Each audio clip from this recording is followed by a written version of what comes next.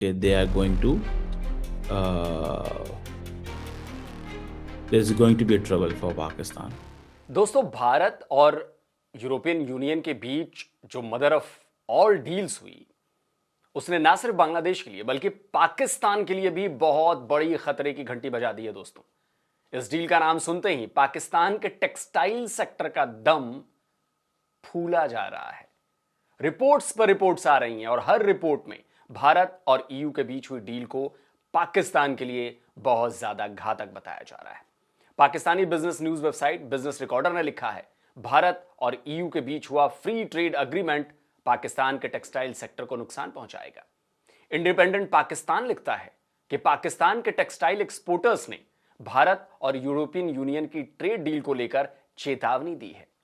और सबसे गजब की बात तो अरब न्यूज ने लिखी है, पाकिस्तान ने ईयू भारत ट्रेड डील का आकलन किया, इंडस्ट्री को चेतावनी दी कि $9 बिलियन का एक्सपोर्ट खतरे में है जनाब। अब 400 से 410 बिलियन डॉलर वाली जीडीपी वाले पाकिस्तान के लिए $9 बिलियन के एक्सपोर्ट का खतरे में आना पाकिस्तानी इकोनॉमी की नैया को डुबो सकता है। असल में दोस्तों बात यह है कि अब तक बांग्लादेश और पाकिस्तान यूरोपीय यूनियन के साथ बिना किसी खास डील के ही कम टैरिफ के मजे ले रहे थे और इसका सबसे बड़ा फायदा दोनों देशों के टेक्सटाइल और गारमेंट सेक्टर को हो रहा था। और जैसा कि मैंने अपने पहले के वीडियो में भी बताया था कि बांग्लादेश यूरोप के टेक्सटाइल और गारमेंट मार्केट में करीब $30 बिलियन का एक्सपोर्ट करता है और उस पर कोई टैरिफ भी नहीं लगता क्योंकि ईयू ने उसे लीस्ट डेवलप्ड कंट्री की कैटेगरी में रखा है और इससे बांग्लादेश को ईयू के जीएसपी और एवरीथिंग बट आर्म्स अरेंजमेंट के तहत ड्यूटी फ्री एक्सेस मिलता है। ठीक ऐसे ही पाकिस्तान की भी मौज थी भाई। पाकिस्तान के लिए ईयू दूसरा महत्वपूर्ण ट्रेडिंग पार्टनर है। 2024 में पाकिस्तान के टोटल ट्रेड का 12.4% ट्रेड केवल ईयू के साथ किया गया था। दोनों के बीच 2024 में 12 बिलियन यूरो का कारोबार हुआ था। पाकिस्तान से यूरोप किए जाने वाले एक्सपोर्ट का सबसे बड़ा हिस्सा टेक्सटाइल और क्लोथिंग मटेरियल्स होते हैं। पाकिस्तान से ईयू में होने वाले इंपोर्ट्स का 1/4 bed linen, table linen, toilet और किचन लिनन होते हैं।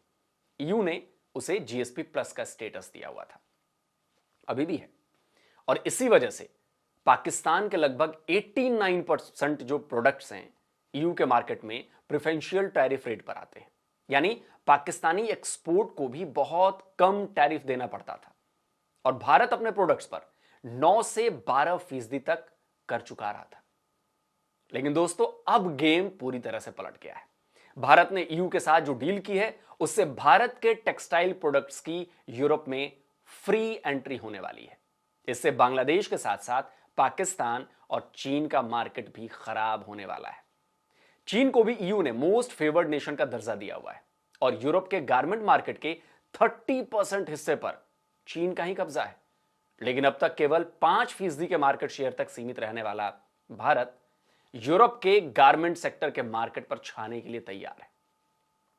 और यही बात पाकिस्तान के टेक्सटाइल सेक्टर के होश उड़ा रही है।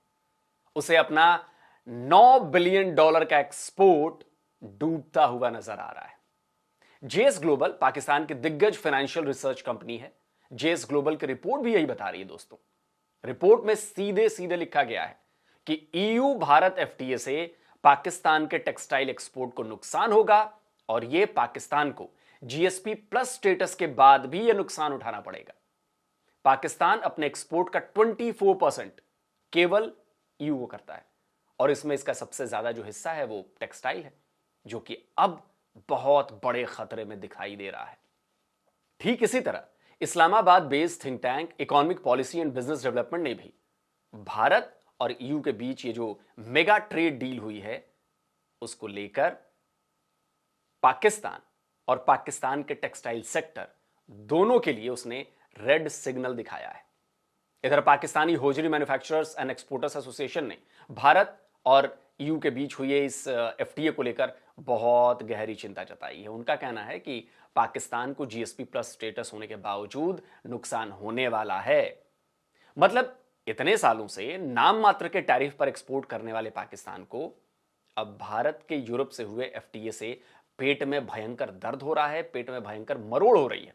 अब उन्हें लग रहा है कि उनके प्रोडक्ट्स यूरोप के मार्केट में भारत के प्रोडक्ट्स का मुकाबला नहीं कर पाएंगे। क्यों भाई? पाकिस्तान के प्रोडक्ट्स अगर क्वालिटी में अच्छे होंगे तो यूरोप के लोग उसे खरीदेंगे, और अगर नहीं होंगे तो नहीं खरीदेंगे। भाई 12% टैरिफ के बाद भी भारत यूरोप में अपना सामान बेच रहा था ना।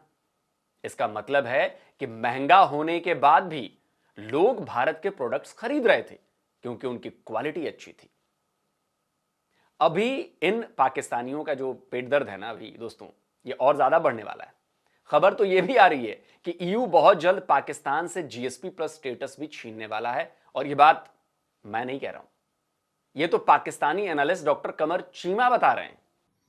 तो ये पाकिस्तान और बांग्लादेश तो मुकाबला नहीं कर पाएंगे।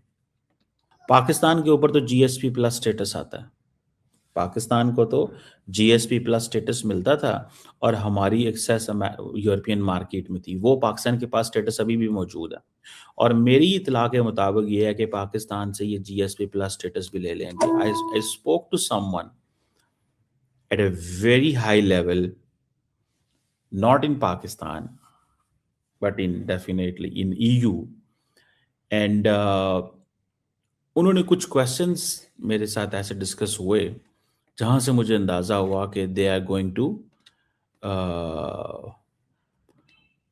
There is going to be a trouble for Pakistan. और पाकिस्तान के टेक्सटाइल इंडस्ट्रीज में भारत की इस डील से कैसी खलबली मची है कि 28 जनवरी को ही टेक्सटाइल इंडस्ट्रीज से जुड़े एक बड़े डेलीगेशन ने फाइनेंस मिनिस्टर मोहम्मद औरंगजेब और पेट्रोलियम मिनिस्टर अली परवेज मलिक से मुलाकात कर रिलीफ पैकेज की मांग कर दी है। भाई यह सरकार से टैक्स में छूट और इंटरेस्ट रेट कम किए जाने के अलावा एनर्जी कॉस्ट में भी राहत देने की मांग कर रहे हैं। यानी पाकिस्तान की textile industries, readymade garment sector, economist से लेकर जियोपॉलिटिकल एक्सपर्ट्स तक के होश जो हैं वो उड़े हुए हैं। तो ये हुई भारत और ईयू की मदर ऑफ ऑल डील से पाकिस्तान को लगने वाले झटके की बात। लेकिन दोस्तों, भारत ने केवल इस डील के दम पर पाकिस्तान की इकोनॉमी को नहीं हिलाया, बल्कि पिछले कुछ महीनों में चावल के एक्सपोर्ट में भी भारत ने पाकिस्तान को पानी पिलाया हुआ है।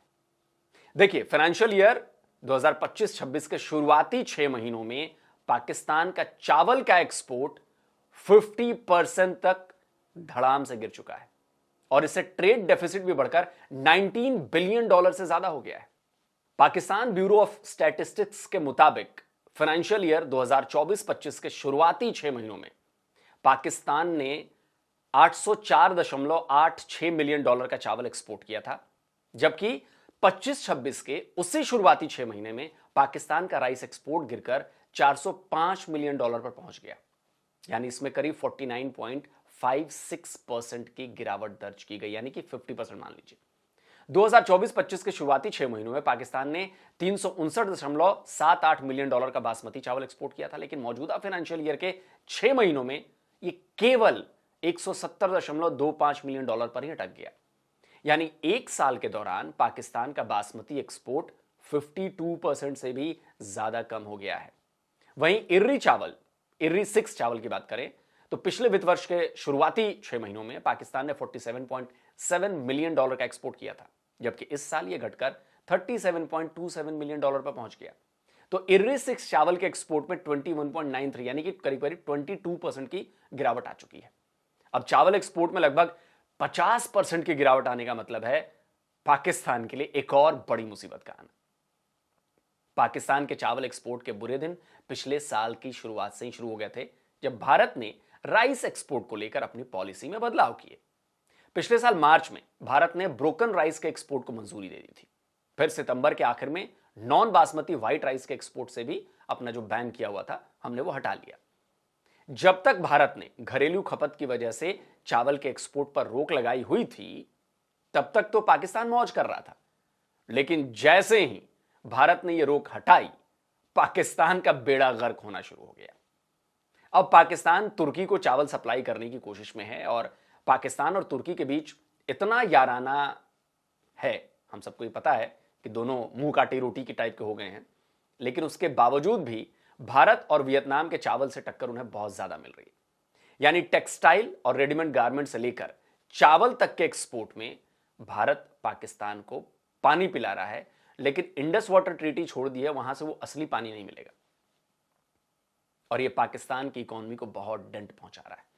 और सोचिए, अभी तो भारत और ईयू के बीच केवल डील हुई है, अगले कुछ महीनों बाद जब ये डील लागू हो जाएगी तब क्या होगा, और अगले कुछ महीनों बाद जब गर्मियां शुरू हो जाएंगी तब क्या होगा, जब फसलें पाकिस्तान की प्रभावित होंगी, उपज कम हो जाएगी।